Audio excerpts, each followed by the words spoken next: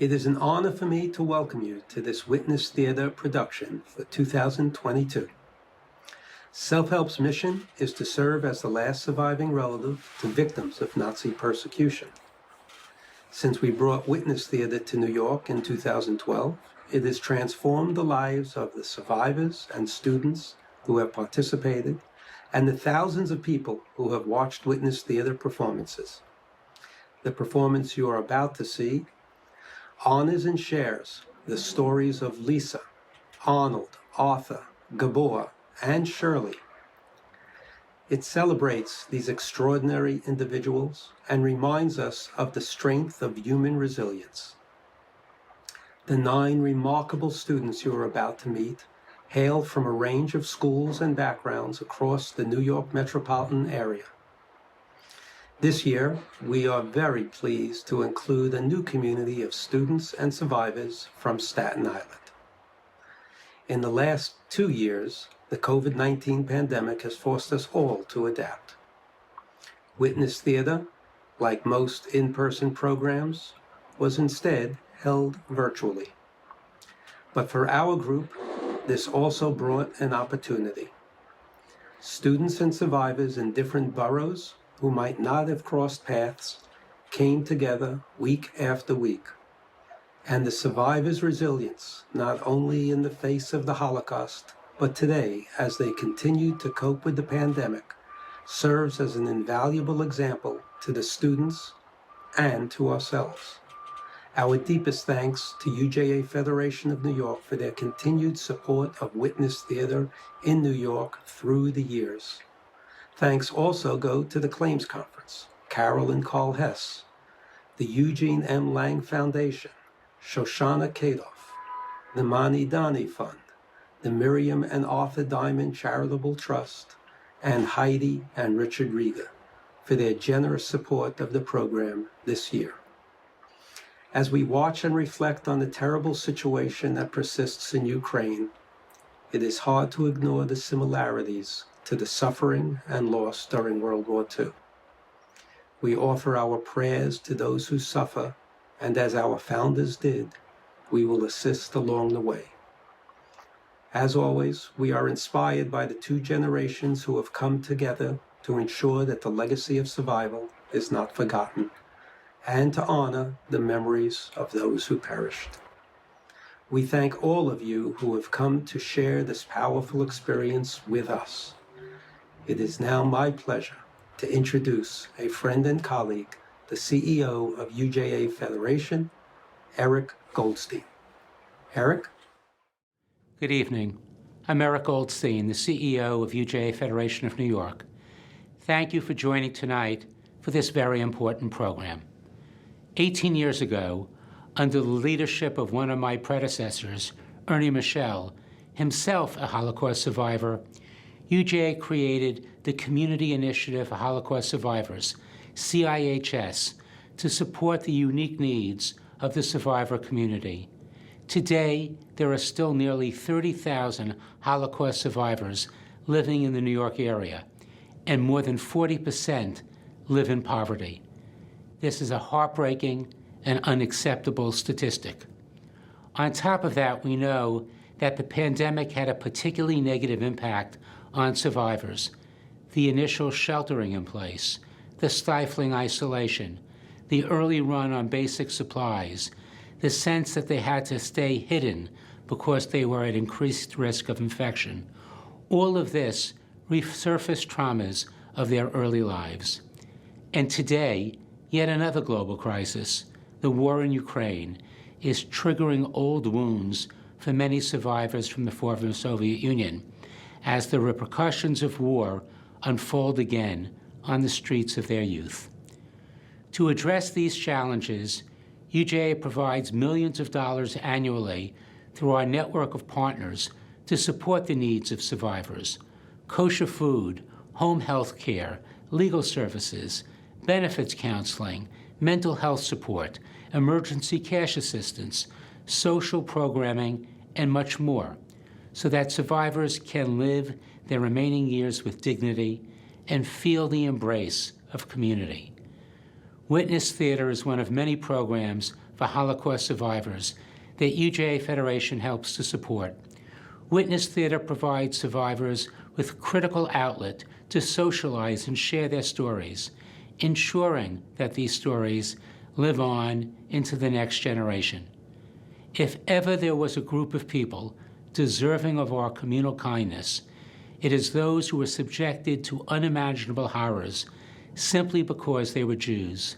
Tonight, as part of our community's dual obligation to never forget what survivors went through and to fulfill our responsibility never to abandon them.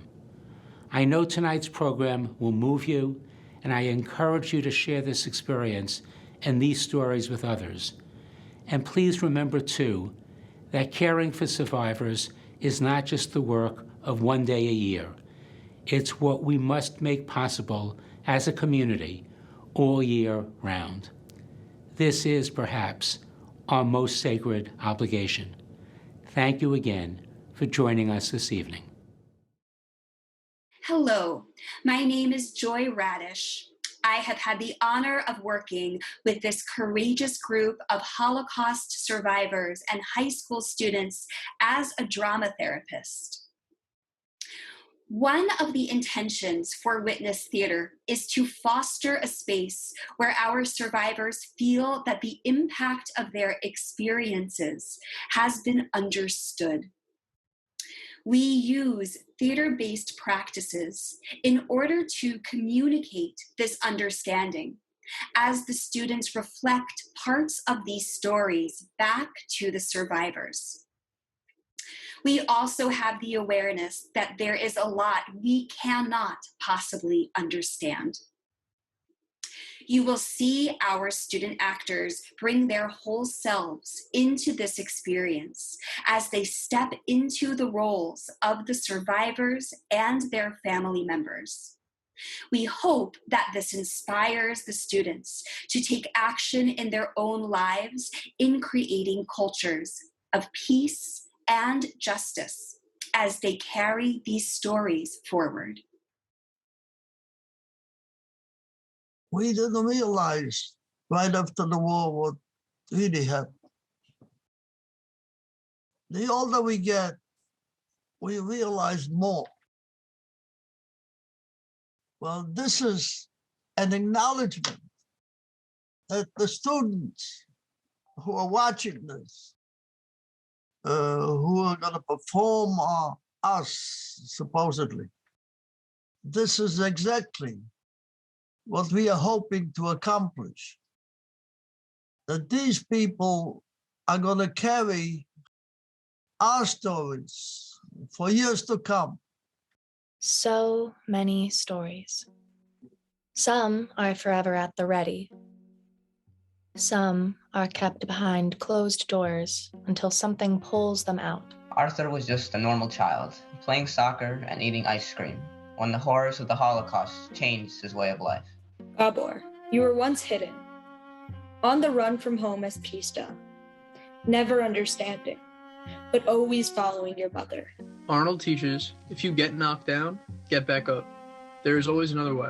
How long will I be here? Lisa asks with a smile.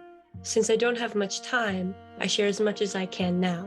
The story would be lost if I do not tell it. Courage is the unity of people to prove that they matter, to revolt, to fight, to witness.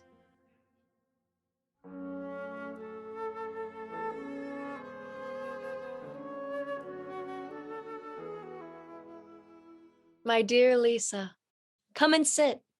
Let's play cards. I want you to listen closely. Number 1, always have a plan and an intelligent strategy. Number 2, use clues and think ahead. Number 3, keep your bidding simple. And remember, there is always a bright side. But Mother, what if we get stuck? There is always a way through. Perhaps we just didn't think of it yet. In Frankfurt, Germany, before 1933, in many ways, Jewish life thrived. There was a wonderful community and great culture. But there has also always been anti-Semitism, which started long before the Holocaust. Let's paint the picture.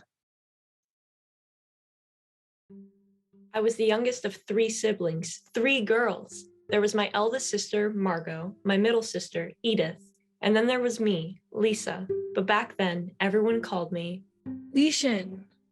I must have been pretty cute. We lived near our synagogue, the impressive Friedberger Anlage. I could walk there without supervision through the streets of Frankfurt to meet my friends. I used to like walking through the park. No one bothered us, mostly.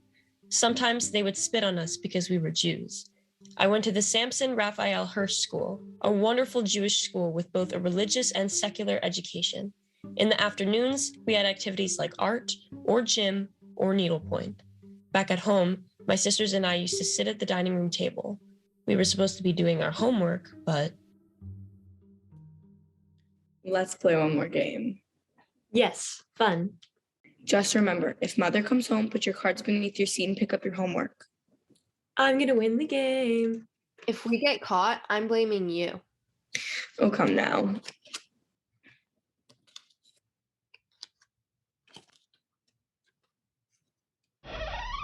Quick. My mother, Emmy. She grew up on a farm and had limited education, yet street smarts like no other.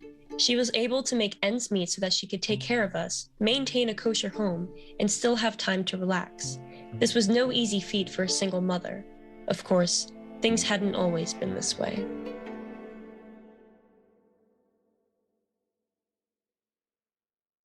I am 7 years old. I don't understand what's happening.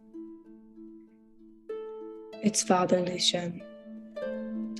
He's had an emergency. But he's here. He's in the other room.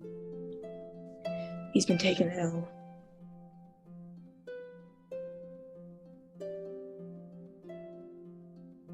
I went to stay at my cousin's, but I was called home after a few days. What happened to Father? He had a stroke, and he didn't make it. The certificates will tell you the cause of death, but what they won't tell you is that my husband lost his job last year. He was a stockbroker, and he was good at his job, diligent, smart. But when Hitler came to power, they ejected him. He couldn't take the shock. Now it's me and my 3 girls.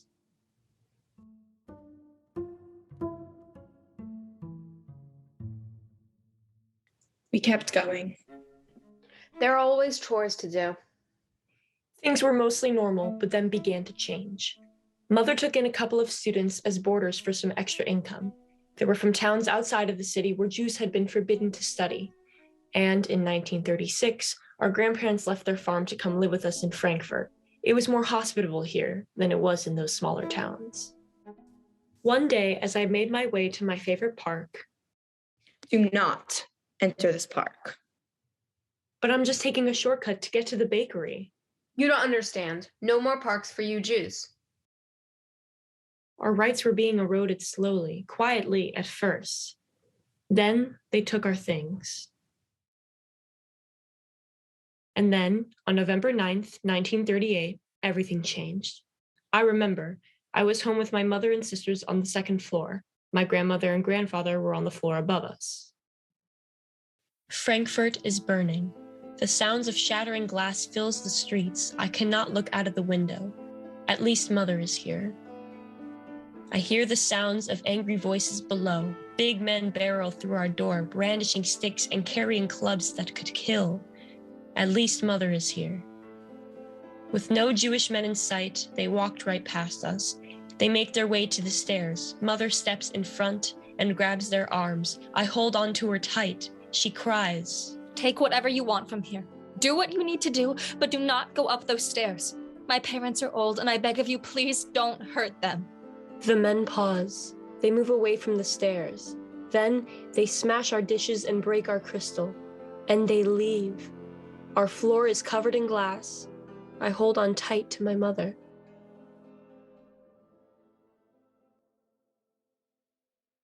After Kristallnacht, although my family was okay, many of the places we loved were gone. A fire destroyed our beautiful synagogue, as well as my school. Anti-Jewish decrees escalated, and in September of 1939, the war began. They took away our telephones so we could not communicate. They confiscated our radios so we could not stay informed. They imposed a curfew to limit our movements. They forbade us from buying clothing, even in the winter with frostbite. They gave us ration cards for food, strictly limiting our food intake and prohibiting the production of kosher meat. But my mother had devised a plan to remedy this. Now, Lisa, remember the plan from last week? You executed it perfectly. I want you to do the exact same thing today. No big deal, right? No big deal. Now go, and make sure to keep that package under your sweater and hidden from view until you get there. I set out on my mission. My mother thought no one would suspect a cute young girl of doing business on the black market. I exchanged that non-kosher meat for flour and eggs, things we could eat. We were never hungry during wartime, and we took most of what happened in stride. During the air raids, we took shelter in a cellar beneath the ground. We huddled in the cold, damp areas designated for Jews and played cards until it was safe to come out. I was not afraid, except for one thing. Lisa, I'll be back at 4 o'clock sharp. While I'm gone, please keep an eye on your grandmother and grandfather.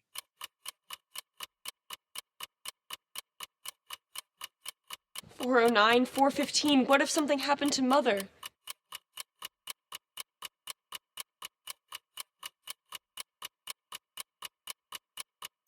Lisa! Mother, you're back. Of course. Now, where are your sisters? I have something to share with you all. Prepare your suitcases. Our quota numbers have come up, and we have all of our papers. Tomorrow, we will go to the Stuttgart consulate and see if we get approved for our visas. So off we went. When we arrived in Stuttgart, Mother handed over our papers. We held our breath.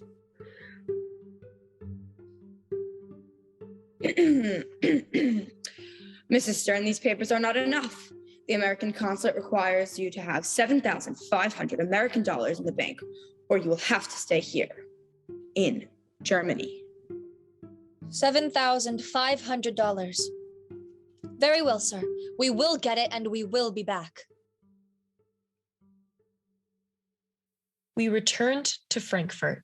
My mother worked tirelessly to secure the money, with several other strategies that she knew would help us with our journey to America. Here are a few instructions to follow regarding how to get your family out of Nazi Germany. Number 1, send a telegram to your relatives in America and ask for a loan. When one relative says no, send a telegram to another. Number 2, when you hear that your relatives in Indianapolis have collected donations from their bosses, their coworkers, and their friends, make a promise to yourself and to them that you will pay back every penny. Number 3, understand that the journey to America will be tough, and you might need to bribe someone along the way. For this very reason, hide a couple bottles of liquor in your suitcase and make your daughters swear not to tell anyone. Number 4, finally, prepare to say goodbye to your parents, who were too old to get visas to leave Germany. Yes, this is an unforgettable heartbreak. So off we went. With barely anything to our names. Just a few possessions and our suitcase of silver that we dared not open. From Germany, we flew to Barcelona. We were very lucky to get a flight together. During that time, only 4 Jews were allowed on an airplane at once. The Jewish community took such good care of us in Barcelona. They fed us and made certain we had a safe place to spend the night.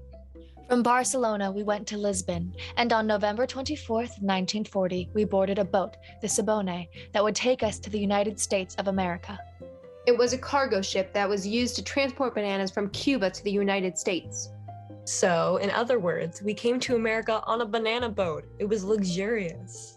Oh, yes, and one more thing. After we left German territory, we opened up our suitcase of silver, not knowing what we would find. What do you think is in there, Mother? Maybe it's stuffed with rocks? And much to our surprise, all of our silver was there. The plates, the jewelry, the kiddish cups. We arrived in America on December 3rd, 1940, just 7 days shy of my 14th birthday. The ship docked in Hoboken. Our uncle picked us up and drove us through New Jersey. I was so scared to drive through the Holland Tunnel. I kept thinking that at any moment we would be submerged by water and drown. Yet we had made it, safely and with our health and spirits intact. After some help from our relatives, we managed to move into our first apartment. Washington Heights was the place to move if you happened to be a German Jewish immigrant. I reunited with many of my childhood friends from Frankfurt whose families had also immigrated. We dealt with any obstacles we faced with grit. My mother always worked, then she'd come home, prepare dinner, and then go out to play bridge. I started school knowing no English whatsoever and learned along the way. I went to trade school to learn dressmaking because I knew I needed to earn money. With working papers, I got a job after school for 25 cents an hour. After finishing high school, I went to night college until I got married.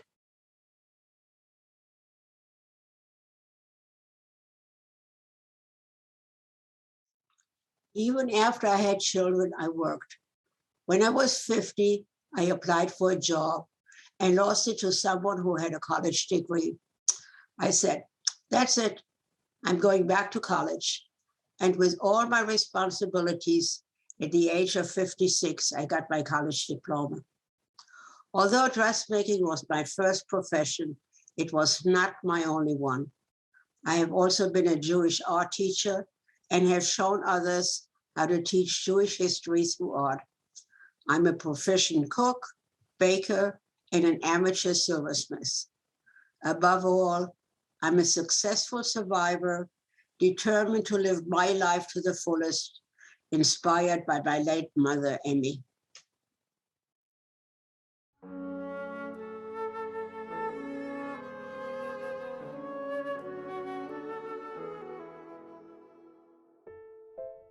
There were many things that made Gabor Stein's experiences of boyhood anything but typical as a Jewish child growing up in Hungary during World War II. After leaving his childhood home in Budapest, Gabor and his mother moved from town to town, oftentimes abandoning their new domicile at a moment's notice. Just as Gabor's homes were temporary, so were the many names that he went by. Although Gabor remembers his concerns as being rather ordinary, something both extraordinary and dangerous was happening beneath the surface. For he and his mother were living in disguise, in front of everyone's eyes. Memory is tricky. It can both obscure and reveal. I was born in a town in Hungary called Vásárosnamény in December of 1935. I remember. My parents moved to Budapest when I was young. We were religious and kept kosher, but we still ate Hungarian food and were immersed in Hungarian life. My parents invited poor Jews into our home to celebrate Shabbat. My mother was a great cook. I don't remember much of my father. He worked in a bank, and then, in 1941. My husband has been taken into a forced labor battalion, leaving young Gabor and I alone. I worry. I find myself looking at the window sometimes, wondering when he will return to us. Mother, can I go out to play now? Yes, Gabi. Yay! Gabi, wait. Just one thing. If you use the boys' bathroom, don't go in front of anyone, okay? Use the bathroom in private. Understood? Uh-huh. Understood. Hello. I'd like to buy a dozen eggs and some sugar, if you have it. Say, you come here a lot. Your name's Anna, right? Anna Stein. It's true. You're a Jew, aren't you? Too bad. You could almost pass for a nice Hungarian wife.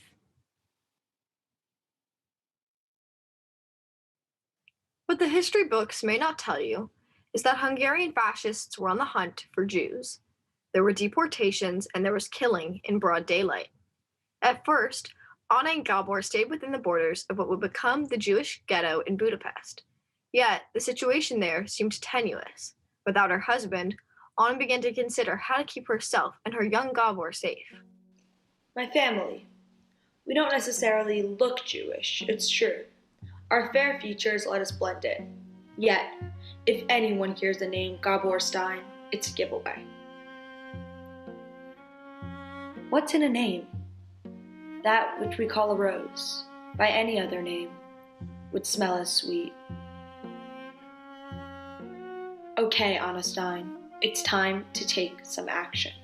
So, Anna began her quest to save herself and Gabor by paying for papers that identified them as Christian, with suitable Hungarian names. Anna and her sister Irena joined forces. Irena had a young daughter, Kati, who also needed safekeeping.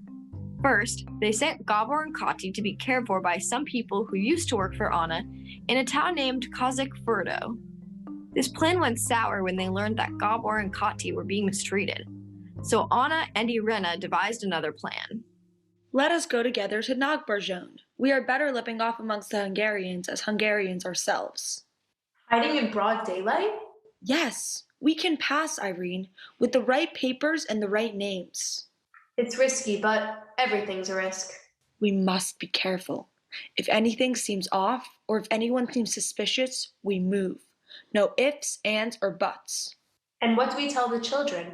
They will think of it as an adventure. So, Anna, Gabor, Irena, and Kati moved around Hungary, taking up residence as if on vacation, Christian papers in hand. Anna stayed on the lookout for anyone who seemed extra curious about them. Danger lurked. Gabor was unaware. For Gabor, like a typical 6-year-old, it was important to get lots of outdoor time and to kick the ball well. Those were the extent of his concern. Can I go out and play now? Yes, of course. Oh, just one more thing. While we're here, you'll go by Tomas, okay? Okay. Okay, be safe. And remember to use the restroom in private. Okay, Mother. Anna knew it would be a giveaway that Gabor was Jewish if anyone saw that he was circumcised, and Gabor took all that she asked of him in stride. Things worked for the most part, yet at other times the threat of being discovered loomed too close. Oh, hello, Miss Nagy. Enjoying the nice weather we're having. Why, yes, Mrs. Varga. It's a lovely day. And where is it you said Mr. Nagy is again? It must be very hard for a mother to be alone with her son without his father. Well, he couldn't get away from his duties, so it's just us for now. I see. Did you hear what's happening with those Jews in Balad? Terrible things are happening to those Jews, just terrible. Tomorrow we will travel. Somewhere new again? Somewhere new, yes. Will I be able to play there? With each relocation, Anna wondered about the viability of her papers. For she and Gabor, a new name was a foolproof means to make them untraceable. May I go play by the lake? Yes, darling. And today we'll call you Daniel. Mother, I have a new friend, Andor. Wonderful. Tell him you go by Martin. Anna always seemed to be one step ahead. She even carried a satchel of cyanide pills and was prepared to give them to herself and Gabor in case they were caught. Yet no strategy is ever foolproof, like the time that Anna went by the name of a maid who had worked for her long ago. Passengers, your papers, please. Now, let me see. Vague Margaret. Margaret Vague? Why, it's been such a long time. How's your younger sister doing? Oh, Hannah? She's fine. She welcomed her second child a few years ago. But as you know, our mother has not been too well. Oh, I did hear that. Yes, well, please do give her my best regards. It's been quite a while.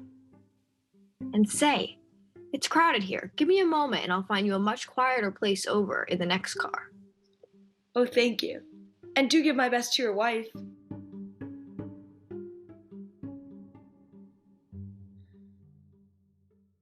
Despite dangers rising everywhere, Anna, Gabor, Irena, and Kati managed to live among non-Jewish Hungarians without their identities being revealed. By 1945, they stayed in a town called Nógrád Varoche and went about their business. At this point, they went by the family name of Honti. Gabor was called Pista. Mother, when I was walking near the church today, that priest stared at me again. Why don't you join us for Mass? He asked. And what did you do? I told him Mother was expecting me at home. Oh, that's a very good answer. I'm proud of you. It seems we have an enemy in this town. When the Soviets liberated Hungary, the NKVD searched throughout the land. The NKVD officers were Russian, but many also happened to be Jewish. These Jewish officers were ruthless when they discovered Germans within Hungarian borders. They had seen what the Germans had done to 6 million of their fellow Jews. One fateful day, 2 NKVD officers came to Nógrád Varoche. That's them. That's them, I tell you.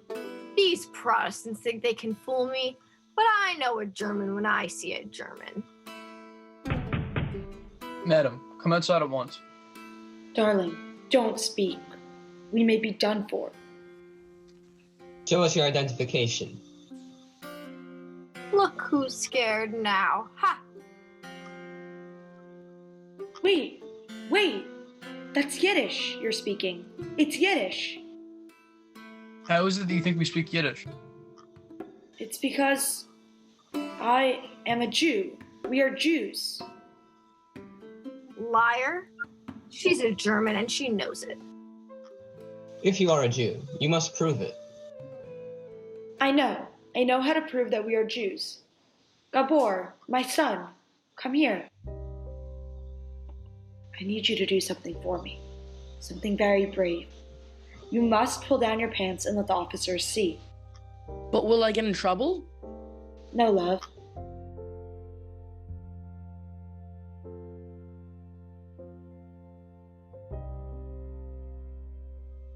I can't believe my eyes. She's right. They're Jews. You fool. Get out of here before I make a mess of you. That was very brave of you, boy. Now that you're with us, you will be saved. My love, you saved our lives. I did? Yes. Someday, you'll understand. Soon, Anna and Gabor returned to their apartment in Budapest. There were some sweet reunions. Gabor played ball with the neighborhood kids he knew from before the war. Gabi, hey Gabi, it's good to see you.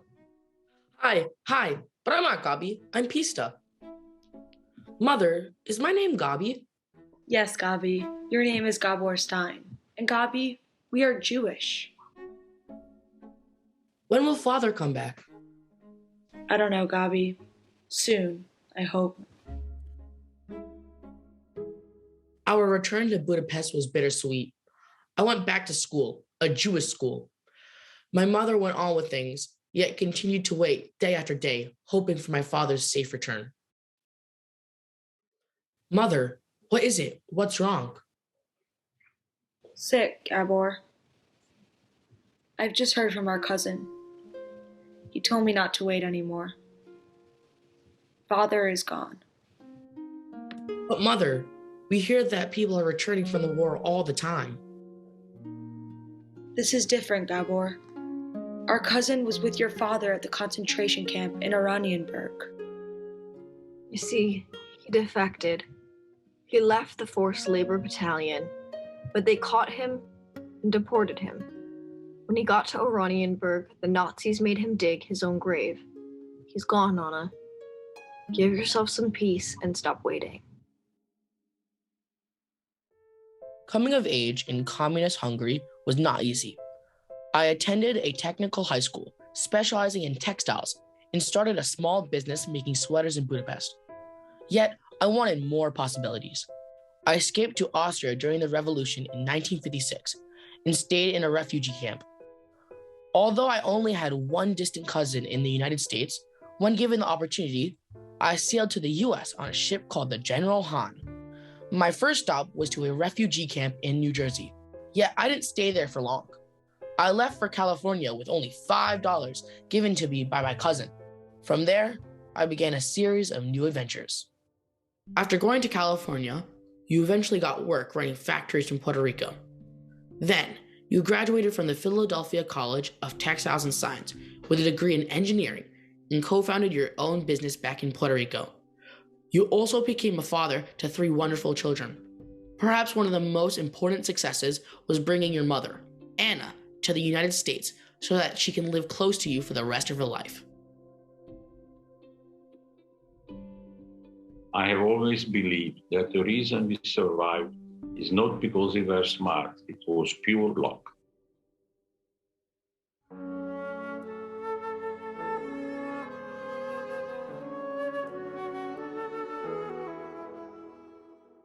There are so many stories to remember. It would fill pages and pages of books. Your story began on your parents' farm in Jaluj, Czechoslovakia. Your father was a farmer. On the farm, you all worked the land and did many things by yourselves with your own hands. Your mother was a seamstress. She gave birth to 8 children, yet some died as infants. You did not have access to doctors or midwives. You grew up with your brother, your sisters, your grandparents, and many aunts and uncles. Too many to represent on this screen. You went to a Czech school and did all sorts of things. I remember such goodness. I remember such heart. I remember the pear tree, so ripe and so red. The taste of fruit so soft and so sweet. I remember mending aprons with mother. I remember working the land with father. I remember hauling water up the quarry. I remember our fun with the Purim story. Ready, Moisha? Ready. Mordecai, bring that Haman to me. At once, my king. Haman is our enemy. I will reverse his wicked decrees. No Jews will ever be harmed under my watch again. Then, let's celebrate and eat some Haman Tashen. And what we did not have monetarily, we made up for with creativity. You might think you see an ordinary potato, but that is only because you look without imagination. For in a moment of transformation, we have ourselves a menorah of the highest innovation. I finished the 7th grade and went to Munkacs to apprentice as a seamstress with my aunt. In 1938, when the Hungarians invaded and claimed Munkacs as their own, they made life very difficult for the Jews.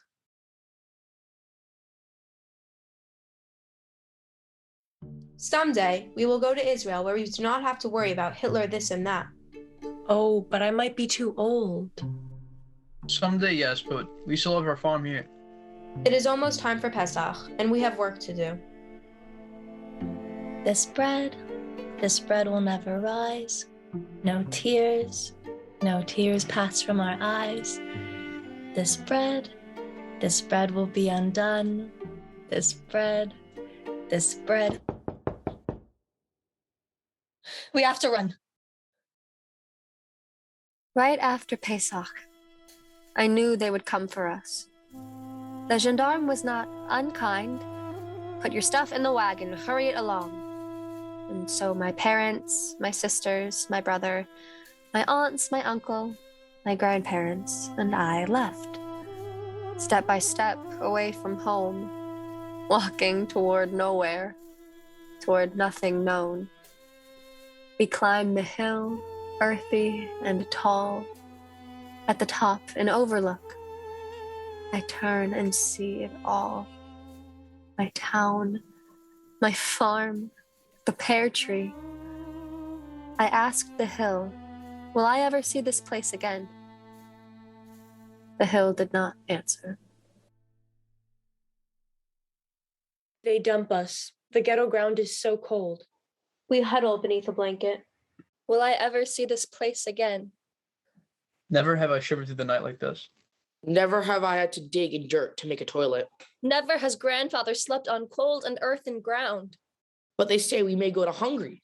Never have I felt so weak. Grandmother, so frail and so weak.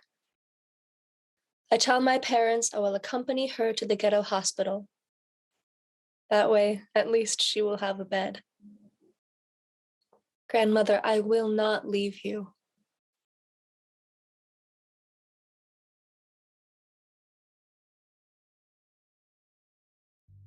Soon they began liquidating the ghetto.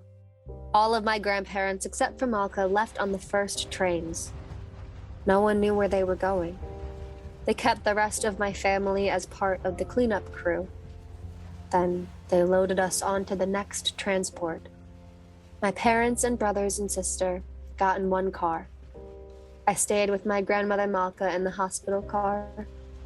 With so little fresh air, we could hardly breathe.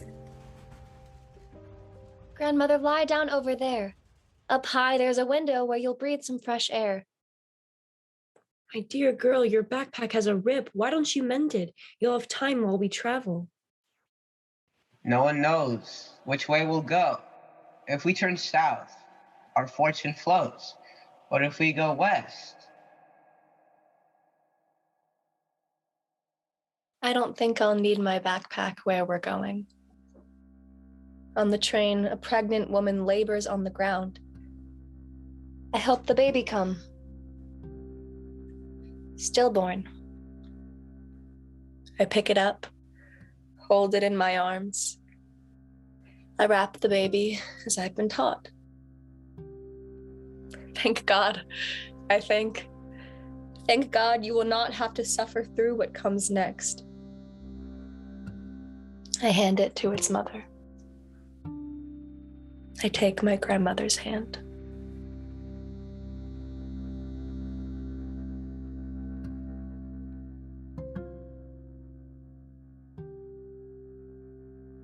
No one knows which way we'll go. If we turn south, our fortune flows. But if we go west? The train stops. Out, out, they scream, they shout. What to do?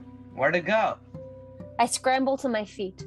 I step out of the train. Where is my family? I look left, I look right, I look up, I look down. Nurses, line up, they shout. I turn and see Grandmother Malka stumble off of the train, a gash on her head. They said, nurses, line up. I turn. The soldier looms over me. Those boots, that gun, that dog. I freeze. Nurses, line up. I turn and get in line. We march away. I never got to say goodbye. But if I could, I would say, you are always in my heart. Every day I think of you. I love you.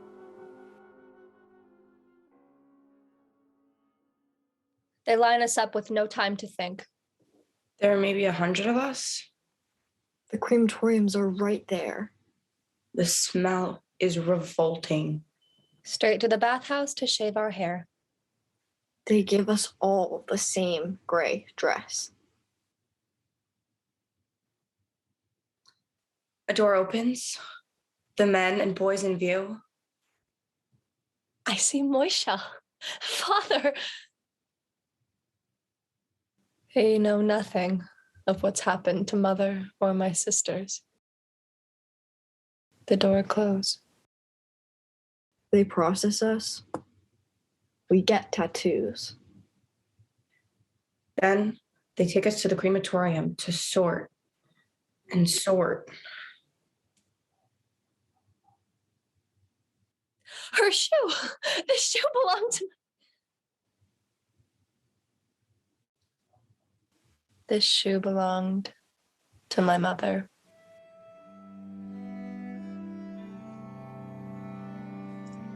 That day I learned the truth about what was done in the crematoriums. I was shocked and numb. I carried the truth now deep within. I will never again see my mother or my sisters. I learned quickly that survival in Auschwitz depended on a few things: luck, and food. Back in the barracks, we were all given one bowl, one spoon, and we fought over every drop of soup they gave us. Speaking of luck, I was given a very good job. I worked in a warehouse called Canada. The Germans named it Canada after the country, which was supposedly a land of wealth and luxury. When new prisoners arrived, their possessions were confiscated and brought to the warehouse. Our job was to sort through discarded suitcases, coat pockets, and purses, looking for jewelry, money, and other valuable possessions. It was as if we were stealing from our own relatives and handing it over to the wolves. Yet sometimes, if we were lucky, we would find fresh bread hidden away, sometimes a jar of liverwurst. If we survive, I will go to Palestine. Yet for me, hope was another piece of bread. With chutzpah and luck, if we found something useful while we were sorting, we would sneak it back to the barracks and give it to everyone. We snuck back medicine. We snuck back jelly and bread. And one day, I dared to sneak back something extra. You see, I had an aunt in a barracks lorded over by a very cruel Blakova. Shirley, dear, perhaps if I can give her a dress, she'll be kinder to me? What do I have to lose? One day, while working in Canada, I discovered a red polka dot dress. This is the one, I thought. When no one was looking, I put the red dress on underneath my gray one and made my way back to the barracks. We are making a search. Everyone undress. I'm done for. If they know I took the dress, I will be severely punished. Yet if they cannot identify the thief, we are all done for. My teeth chatter. I can barely move. Still, I carefully undress, taking off both layers at once, with no red showing underneath the gray. I punch the dresses up and throw them over my arm. The guard passes by and does not blink an eye. The Nazis did not want us to have a voice, but we did have a voice, even if it meant that using it would get us killed. There is something different in the air tonight. I wake up. It's 10 p.m. I go to use the bathroom. Explosions, screaming, banging everywhere. I look up and see the chimney of crematorium number 4 gone, exploded. I am in shock. Shirley, it's the resistors. Then one by one, each wall of crematorium number 4 bursts into flames. Shirley, come see. But I do not want to see anymore. I know there will be shooting. I do not want that memory burned into my mind. In this moment, I marvel at the resistors. The courage. For months, the Jewish men who worked in crematorium number 4, known as the Sonderkommando, heard rumors that the Germans wanted to liquidate them, for they knew too many of the Nazi secrets. They formed a small resistance. Prisoners, mostly women, smuggled handfuls of gunpowder to the Sonderkommando. They mixed the gunpowder with sardine cans to use as shrapnel. On October 7th, after months of gathering ammunition, they were ready. They knew that they would die. But their death was a revolt. They did not go quietly. When the Nazis began shooting, they sang.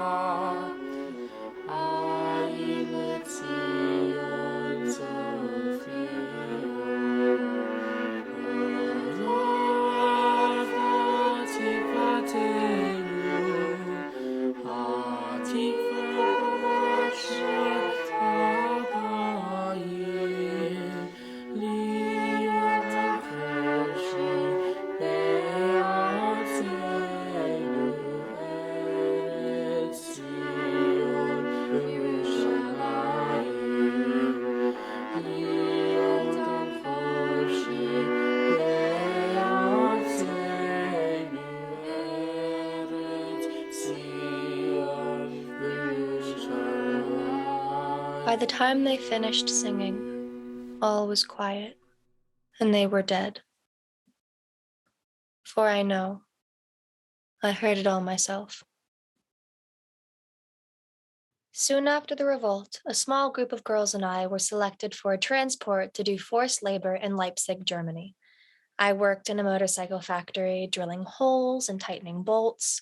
One day, an old German man who also worked there asked, "How much do you get paid for this work?" "Nothing." "Don't worry. Soon you'll get paid." I held on to his words. Perhaps they meant something. Soon, some of us were put back on a train and brought to Theresienstadt. During these final days in the camp, things were a bit different. They gave us barley twice a day. They didn't shave our heads. It seemed like life would go on and on like this. Liberation? I sobbed. We all did. For the entire day. It was as if all the other feelings were gone, and there was nothing to do but weep. When I left the camp, I took one pillowcase, and I did not fill it with money or dresses or something valuable. I filled it with bread. As I walked, some Russian Jewish soldiers on motorcycles noticed me. Devushka, Devushka, let us fix that satchel. It looks like you have someplace to go. And so he fixed my pillowcase, and he placed it on me like a backpack. I was an orphan, yes, but I did have somewhere to go. Shirley returned to Zaluj and learned that almost all of her family had perished in Auschwitz. Her brother, Moishe, her uncle, Zoltan, and her aunts, Helen, Pepe, Belle, and Jolene, survived. Shirley found Sam Gottesman, another survivor of the concentration camps, who she had known before the war. Sam and Shirley fell in love. In 1950, Shirley and Sam immigrated to the United States and got married. They had a wedding on a budget. Shirley wore a borrowed wedding dress. They had roast beef sandwiches and potato salad for guests. They bought some land in New Jersey and started a farm. There were chickens, geese, and beautiful fruit trees. They gave birth to a son, Lester, and to a daughter, Lori. Shirley is proud of them, as well as of her many grandchildren and great-grandchildren, who call her Super Bubby. To come together in an act of defiance, even in the face of death, is a miracle. I witnessed the uprising, and it was a miracle when they sang the Hatikva. Give of yourself and be courageous.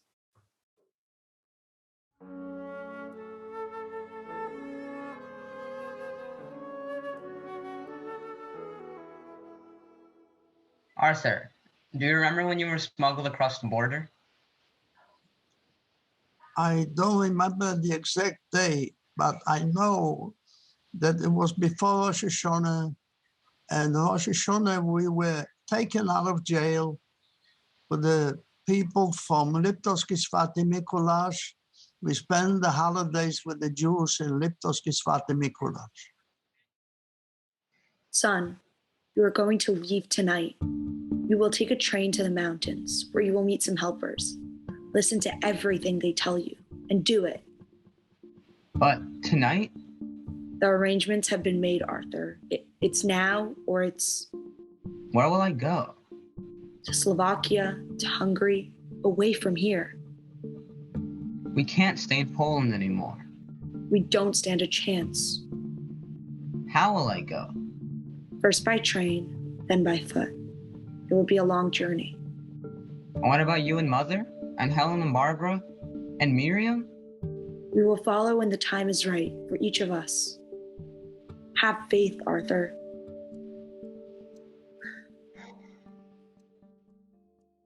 Krakow was my playground before the war started. I was the oldest grandson on my mother's side, and I was a little bit spoiled. You see, I was the only kid in the neighborhood to own a soccer ball. One of my sophisticated aunts gave it to me, and it made me very popular. During the summer, we played soccer in the streets, in the sun. Sure, Polish kids would call us names, but we still had fun. We used to get fresh milk delivered to our home. My mother would fill up the glasses. You must let the milk stand overnight so that the sweet and sour cream separate. Then you scoop off the top, which is the sweetest part. And then we drank the cream, the sweet cream. It was delicious. My sister, Helen, was 2 years younger than me. My mother, Zarna, ran the house, and my father, Simon, had a shoe business. He was a busy man. He was a businessman, and he happened to be an international diplomat born in Slovakia. This meant that in Poland we were foreign subjects, and this is where our good luck began.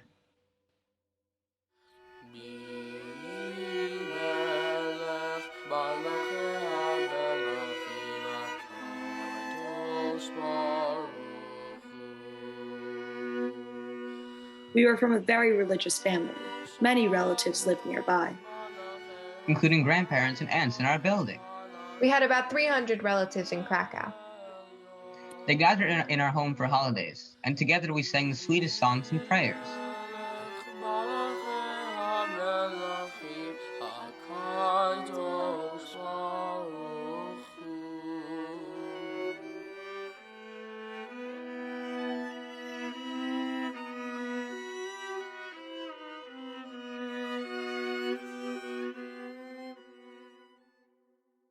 yet this peace would not last. Anti-Semitism spread like a slow-moving virus in Krakow, intent on infecting all of us. Father, I flunked all of my classes. But I saw your tests, Arthur. Every answer was correct. And why does Miss Novak say I'm stupid? Mrs. Novak does not like Jews. From now on, you will go to a Jewish school. And so I did. When I finished 4th grade, I did not know this would be the end of my formal education. I was 11 years old. Krakow, my home. Our family grew in several ways. We welcomed a baby daughter, Barbara. And a flood of German Jews without German citizenship came to Krakow, seeking refuge from inhospitable conditions. Eat something, drink something. You're welcome here. They warned us. The horrors are coming. September 1st, 1939, Germany invades Poland. September 6th, 1939, Krakow surrenders to the German armed forces. This virus of hatred would not let us be. By 1940, the general government began to take away the rights of the Jews in Krakow. While our family and neighbors had to wear armbands with Jewish stars, we did not have to. We had a shield on our apartment door that read Slowakische Staatsbürger, designating us as foreign subjects. Because of this, we were not forced to go to the ghetto. But we decided if the rest of our family was there, how could we go on living as if we were free?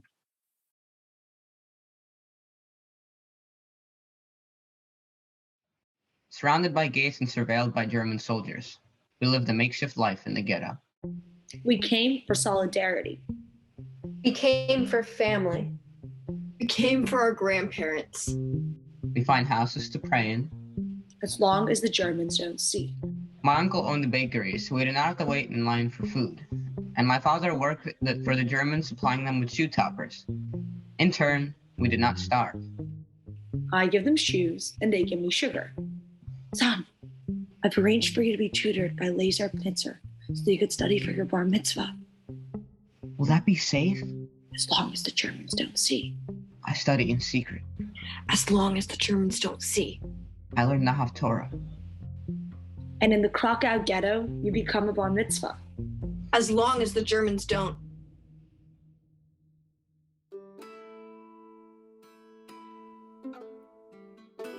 My grandparents, taken to cattle cars and sent to their deaths at Belzec.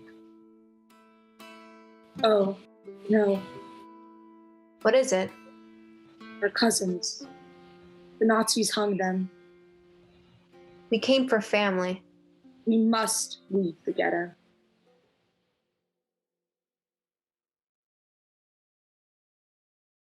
We used our Slovakian papers to relocate to a town called Woladuhacka, outside of Krakow.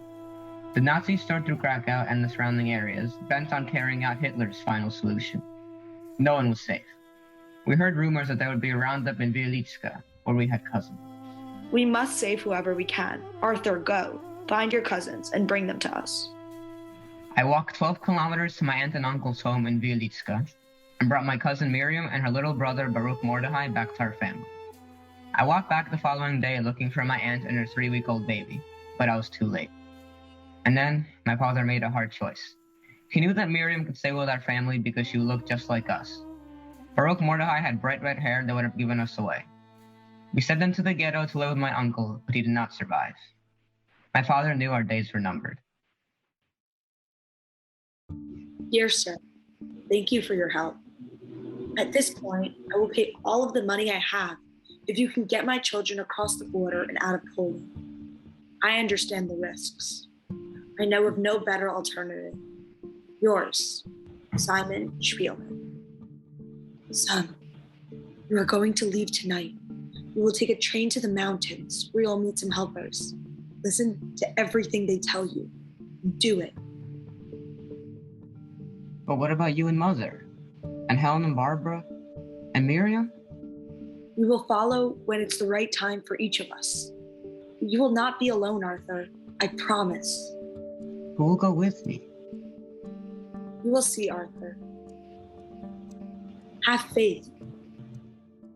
Have faith.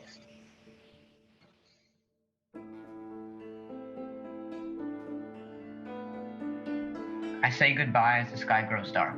The train leaves at night. The moon in the dark hiding me, guiding the journey. High, high into the Tatra mountains I go, up into the unknown. The train stops in a town, Charny Dunayets. The smugglers tell me, follow the sound. We go to the woods, in the dark, in the dark. And in the woods, I think I see, it's Laser Moses, dear cousin, traveling with me. In the dark, but not alone, 12 of us on the journey now. Goodbye Poland, hello Slovakia. By night we walk. The sun comes up. 12 of us keep still like trees. Stop, we hear. And we stop, like deer. The gendarmes, at first, are kind. They take us for a home-cooked meal, then they lock us up in jail. Will luck prevail? We are released into the care of Jewish families. They clean us and feed us, and send us on our way. We walk, in the dark, in the dark. Goodbye Slovakia, hello to Hungary, hello to Kosice. Again, we are caught, and locked up in jail. This time there is no one to offer bail, and so we go to an orphanage. There, the boys do not like me. They are real orphans and I am a phony. I tell no one that I am a Jew.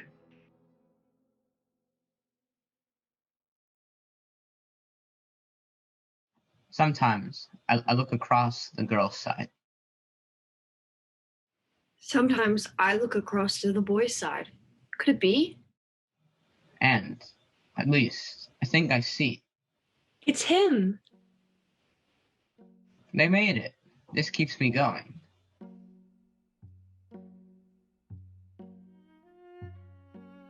While Helen, Miriam, and I were in the orphanage, my father, my mother, and my sister Barbara were successfully smuggled into Hungary. At some point, someone took us to an apartment in Kosice, where we saw my parents, so we knew they were alive. They continued on to Budapest, and we stayed in the orphanage. My father secured Roman Catholic papers, and he and my mother lived as Polish citizens. A Polish officer appeared at the orphanage. Follow me, he said. We took a train to Budapest, where I was reunited with my parents. I was reunited with the family soon thereafter. Being a Jew in Hungary was becoming riskier by the day. When the Nazis entered in spring of 1944, I knew we must leave Budapest. What about Helen? We must get to Miskolc or we will be done for. But Helen? We will call for Helen. In Miskolc, now living as Catholics, we heard rumors of mass deportations of Hungarian Jews in Kosice. We must get our Helen. The officer came for Helen on the very last day before the Jews of Košice were being rounded up and taken to Auschwitz. Finally, she was reunited with us. Sheer luck.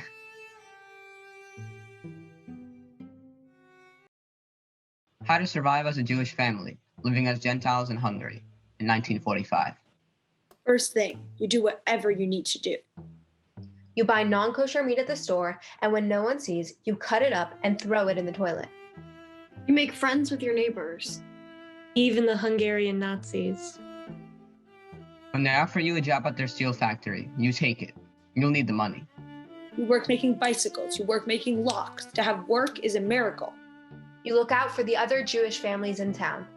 It's a good thing the Hungarians don't recognize Jews like the Polacks do. In secret, you congregate to celebrate the Jewish holidays.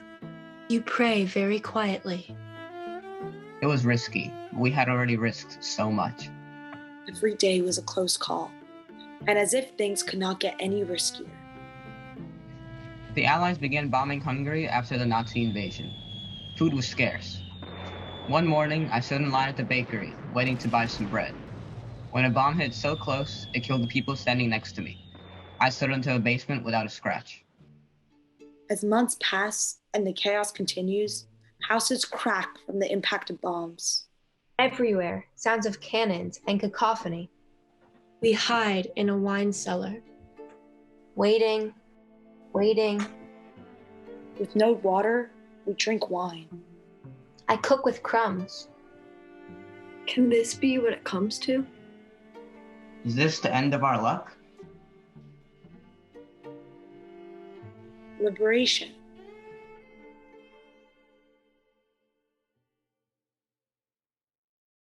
Yet liberation was no party. The Russians arrested my father and took him away for 3 weeks, accusing him of giving them poisonous liquor. My mother went into hiding for fear of being raped, but we were thankful. We were thankful for everything. Thankful for our freedom. Thankful we did not starve. Thankful the Nazis did not kill us. Thankful to the smugglers who helped us. Thankful to all of our protectors. Thankful for everyone who fed us. Thankful for our employment. Thankful we were reunited. Thankful we survived. Our family moved back to Budapest, and my father and I made our way back to Krakow to see who had survived. There were only 2 cousins from our family who made it. 2 of 300. In sorrow, we returned to Budapest. Then, we made a second trip back to Poland. But post-war Poland did not want us Jews. When we went to shul, there was a pogrom. 4 members of the congregation were killed, murdered before our eyes. We were stateless. Eventually, we were smuggled into Germany and lived in a displaced persons camp for 3 years. We waited. In May of 1949, we finally got our visas. It took us 11 days to get to New York. I loved the trip. Everyone was seasick but me. Seeing New York for the first time was unbelievable. Can you imagine seeing New York skyline in the early morning light? For the first time, this is a great country. Nobody can tell me otherwise. Arthur, you are a man of many accomplishments. When you came to America, you worked in a pocketbook factory and as a designer for shoe factories. When you joined the American Army in the Korean War, and that's where you really learned English. You had 3 wonderful children, Barry, Alan, and JC. After your son was born, you drove a cab for 15 years. You met so many interesting people. To you, this was freedom. You also owned the store on Canal Street for 10 years. You married a wonderful woman, Sidel, and you just moved to New Jersey. Everything was a miracle born from sheer luck.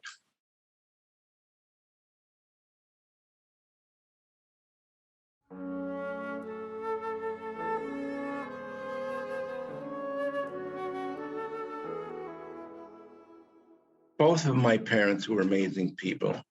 If we had not gone through the war and I had not lost my father, I don't know how my life would have been. What I do know is that I am who I am because of the ingenuity and intelligence of both my parents, especially my mother. Arnold, the things we have been through together. I did not expect to be a single mother raising you during the war in Europe, nor did I predict our life in America. We have done so well. You have done so well. I taught you that with hard work, planning, optimism, intelligence, and luck, so many things are possible. These were my gifts to you. These are your inheritances. Many of these gifts also came from your father. He did not live to tell his part of the story, but we can tell it now.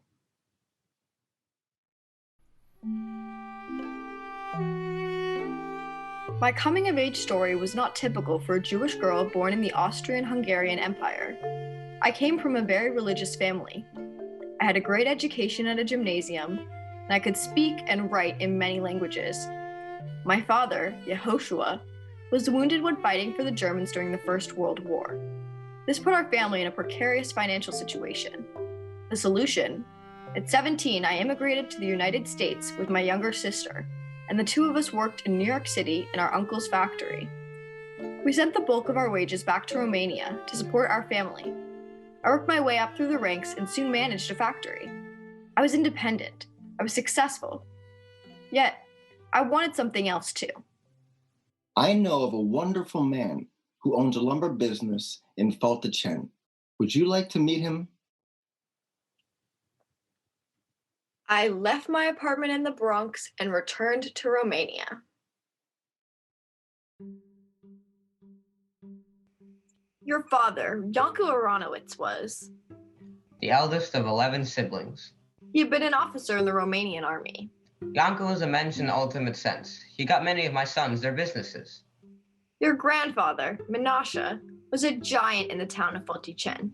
He owned a krichma, a hotel with a bar frequented by Jews and non-Jews alike. He was also the patriarch of the family, looming tall with a 6'4" frame. Now, Janko himself was in the lumber business, a lucrative occupation for European Jews at the time. For though we lived well in Faltachen, times would soon change. But first... Esther. Janko, this will be a marriage of equals.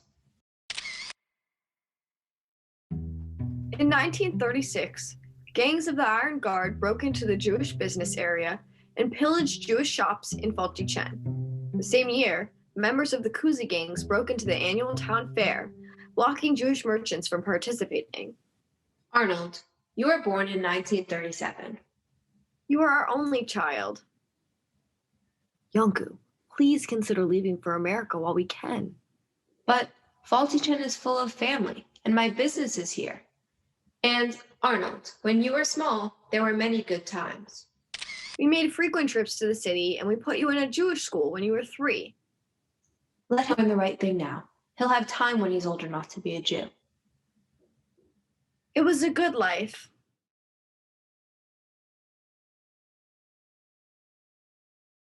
When war came to Romania in 1941, a German command was set up in Faltachen as troops made their way toward the Soviet Union. In addition to stationing themselves in our synagogues and other homes, a couple of high-level officers stayed in the home of Esther and Janko. Well, young Arnold, I think we have time to toss that ball back and forth one last time before I'm off. But where are you going? To fight the enemies and to protect the good young man.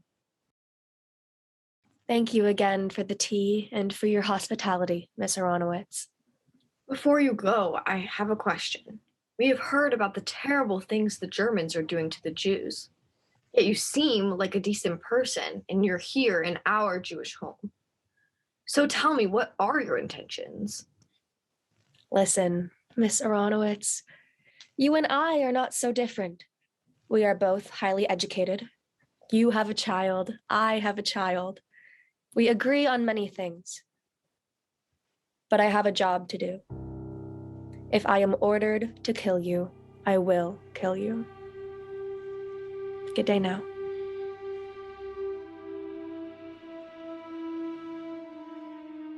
In August, all Jews in Faulty Chen were ordered to wear armbands with the Star of David or face imprisonment. Concentration camps were set up in the city for all Jewish men. From there, 1,000 men were sent to forced labor in Bessarabia, including my husband. I defected, for I had seen and heard enough. Do not be daunted by the enormity of the world's grief. You are not obligated to complete the work, but neither are you free to abandon it. The situation is that bad? It is. The Germans are doing unthinkable things to us. I cannot stand back and watch. I understand. Do what you must do. Yes. Father, I'm so glad you're back. Me too, son. Can we have dinner together tonight? Of course. Tonight and tomorrow night and the night after. Our family lived with as much normalcy as we could. We were lucky. Many people looked out for us in Faulty Chen. My son, Yanku, was cunning and brave. He organized a resistance of both Jews and non-Jews to fight the Germans returning from the Soviet Union.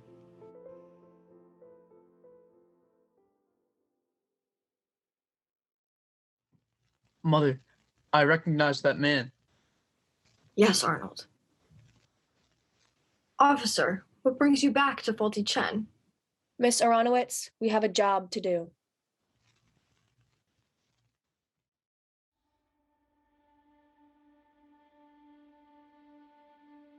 After a defeat in Stalingrad, the German soldiers returned with blood on their minds. It was simply a matter of time. Someone snitched on Yanku. He told the soldiers about his resistance and what they planned to do. And on the coldest day of winter, the Germans pursued him, captured him, and tortured him outside of our home. Beating him with rocks and stones, they stuffed snow into his wounds underneath his clothes. From snow turned to ice, his wounds froze. Then the murderers blocked his way, so he could not take shelter in our home. Finally, Yanku was brought into the house. He wrestled between death and life in his own bed. I remember. Father is in the other room. I can't see him though. They say he is sick. Maybe he will be okay soon. A few days later, my husband died. Grief fills the room up on my absent child, lies in his bed. Remembers me of his gracious parts, stuffs out his vacant garment with his form. I am 6 years old. I have never been to a funeral before. Where will Father go now? Will he come home when it's summer? Sometimes when I sleep, I see him. We are in the dining room. Son, help your mother get ready for dinner. Then I wake. Are you there? Arnold, come. Breakfast is ready.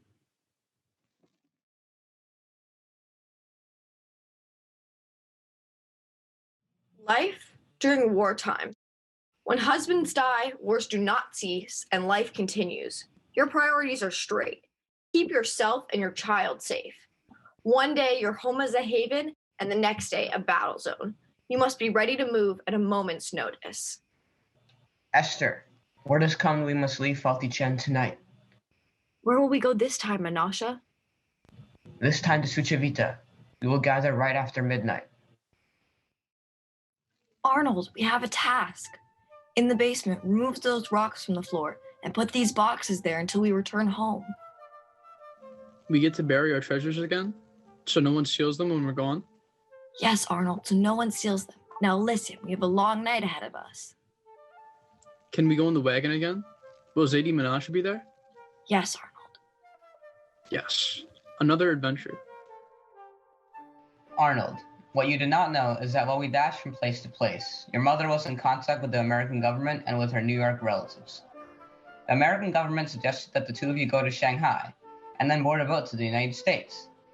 While your father's relatives survived the war, most of Esther's family were killed, including her father, Yehoshua, despite having fought for the Germans in World War I. Her sisters' and brothers' families were the only survivors. After the war, your mother applied for aid from organizations that helped to resettle Holocaust survivors in the United States, but because you were already U.S. citizens, you were deemed ineligible. Won't give up. never give up. The two of you moved to Bucharest for a time and stayed with my children and aunts and uncle. Meanwhile, Esther gathered all the money she had, which was barely enough to fund your voyage to America. Won't give up, never give up. Shortly before the journey, she sold some land that she had owned and was rewarded with a large pocketbook filled with US dollars. At least we will not be penniless. With no future guarantees, the two of you went to the port of Constanza on the western coast of the Black Sea.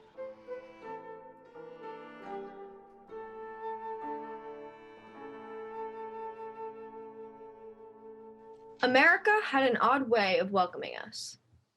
I remember our ship, the John McKean, docked in Philadelphia. I held my mother's hand. And in my other hand, a small suitcase with everything we owned. I had no idea how we would make our way. The money I saved from selling the land turned out to be counterfeit. We began our American life with an entirely clean slate, penniless and without a set plan. The only thing we had was each other. And a keen ability to strategize, improvise, and adapt to whatever came our way. My mother and I moved several times during the next few years. She had many job opportunities, as she left quite an impression in America the first time. However, her priority was to care for me, so she took a job as a clothing designer. She was determined that I get a good education. She thought that I needed an environment where I would thrive. We moved to Midwood in Brooklyn, New York. Arnold, we've not come this far for no reason. I am so proud of who you became. You went to high school at Brooklyn Tech and received degrees from the Polytechnic University of Brooklyn and from Columbia University. You became a civil engineer and helped to build the World Trade Center, among other things. You were also instrumental in creating a new Jewish community in Staten Island, as well as being involved in the designing and construction of synagogues and schools. You became a leader. What's more, you never gave up. Your example taught me the most, more than any university. Thank you, Mother. I'm a leader and a person of action. I'm also a loving father and husband. I am who I am because of the richness of characters of both my parents. Through hard work, planning, optimism, intelligence, and luck, so many things are possible.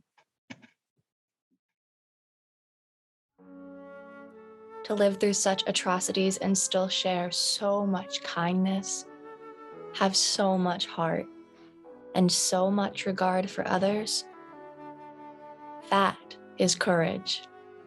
That is Shirley. Be able to survive, but also learn how to survive in yourself. Be a good person. Anti-Semitism is irrational. Arthur remained as strong and as vigilant as he could. He survived the brutality of the Nazis and changed the world with his stories. She leaves us with this for all generations, to be for the future, to be well remembered. You were resilient and innovative and lucky. You took nothing for granted. And you teach us to take no miracle for granted. Thank you, students. Don't forget ever